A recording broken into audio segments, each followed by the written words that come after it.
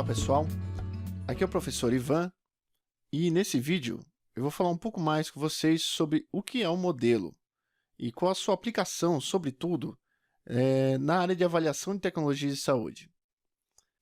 Sempre que eu discuto o uso de modelos nas decisões de saúde, eu lembro de uma analogia muito interessante com as obras de René Magritte.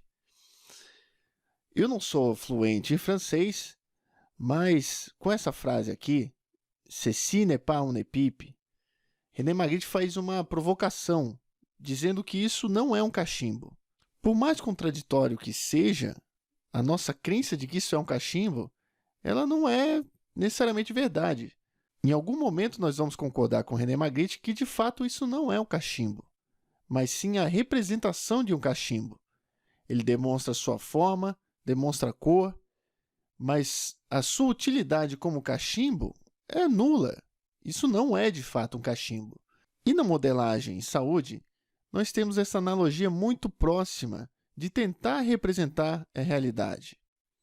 Para falar a verdade, os modelos já fazem parte da nossa vida em várias situações do cotidiano.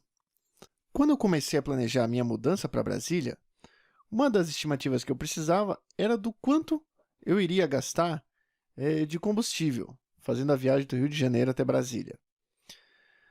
Para essa estimativa, eu precisava de um modelo simples. Basicamente, eu precisava de um modelo que conseguisse considerar o deslocamento, e aí, ou seja, quantos quilômetros eu percorreria até Brasília, qual o consumo do meu automóvel e qual seria o custo de cada litro de gasolina. Com isso aqui, eu já responderia o consumo, o gasto médio com gasolina que eu teria. Esse é um modelo super simples. Ele não considera uma série de fatores que poderiam alterar a estimativa. Eu posso ter que pegar um atalho, por exemplo. O pneu do carro pode furar. Eu provavelmente teria que fazer várias paradas. Eu não faria esse caminho direto. Ele também não consegue estimar o gasto total da viagem. Ele não está incluindo aí, por exemplo, os gastos que eu teria com pedágio, os gastos que eu teria com alimentação e uma série de outras variáveis que não foram consideradas nesse modelo. Porém, para aquele meu objetivo básico de saber qual seria o meu gasto com gasolina nessa viagem, era um modelo simples, prático e totalmente útil para a minha decisão. Mas nem sempre esses modelos simples e práticos serão totalmente úteis para a nossa decisão. Se eu precisasse agora pensar, por exemplo, em quanto tempo eu levaria para chegar até a universidade para, enfim, ministrar a aula dentro do horário, esse modelo não seria suficiente. Eu precisaria de um modelo que me desse em tempo real qual a previsão do trânsito. Tem algum engarrafamento no caminho? Eu preciso de um modelo que consiga me dar opções, que me mostre alternativas, que outra via eu poderia pegar para conseguir chegar em tempo e ministrar a minha aula. Ou seja, a complexidade dos modelos também depende do objetivo a que ele se propõe, o que ele se propõe a responder. Nenhum desses modelos, de fato, é a realidade.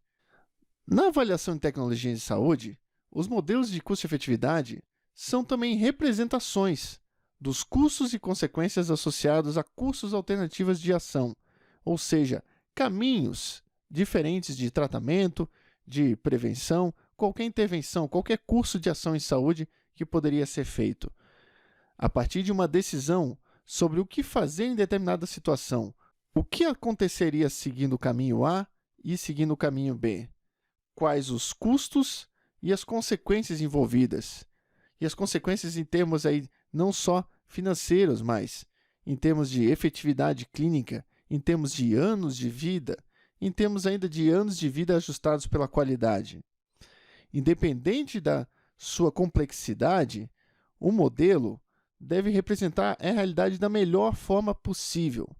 Ele nunca será ótimo, nunca vai conseguir representar todos aqueles detalhes como nós observamos na vida real, mas ele precisa resgatar tudo aquilo que é importante para a tomada de decisão.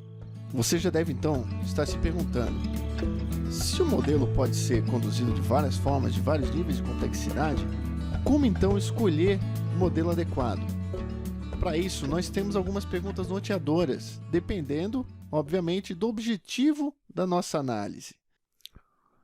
Esse fluxograma de escolha, presente inclusive nas nossas diretrizes metodológicas de avaliação econômica, Orienta a sua escolha baseado em algumas perguntas básicas.